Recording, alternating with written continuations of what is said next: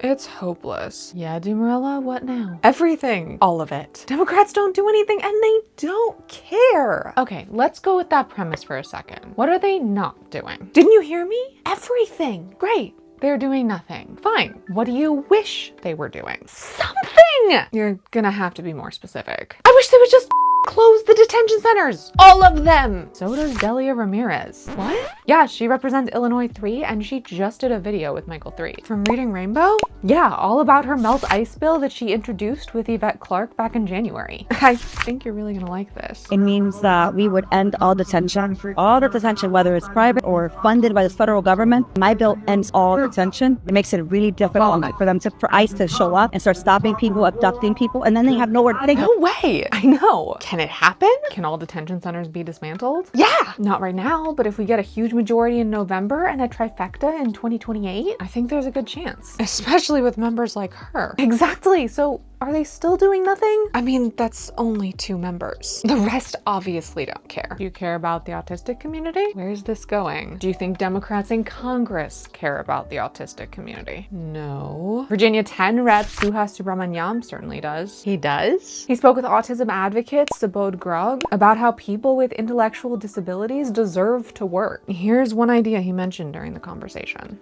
We end up spending a lot of money in places like Medicaid on trying to support people because they can't get a job, but they are able to have a job. And so if our government contracts employed them, it would be win-win for everybody. A company that has a contract that basically mows the lawn of a government agency, and folks with disabilities are able to get that contract. And instead of having to rely on the government to support them, they have that contract that supports them through that, and they mow the lawn great, and they're always on time, and they're much cheaper than the competition. I love all his language. I get that, but he's trying and he cares. And I think this kind of program could make such a difference. That's true. It seems like an actual idea rather than just placating us. Yeah, exactly. Okay, I'm getting it, I think. What about the rural communities? Are any Dems doing anything about them? Do farmers count? Yeah, why? What do you have? Jill Takuda represents Hawaii too. What do they know about farming? Farming is actually a really big deal in Hawaii, and that's one of the biggest parts of their economy. Oh wow, I didn't know. Yeah, and Trump just announced he's gonna lower tariffs on farm equipment. That sounds like a good thing. Not good enough. Rep. Takuda introduced a bill in February to end all tariffs on everything farm related. Check out what she said.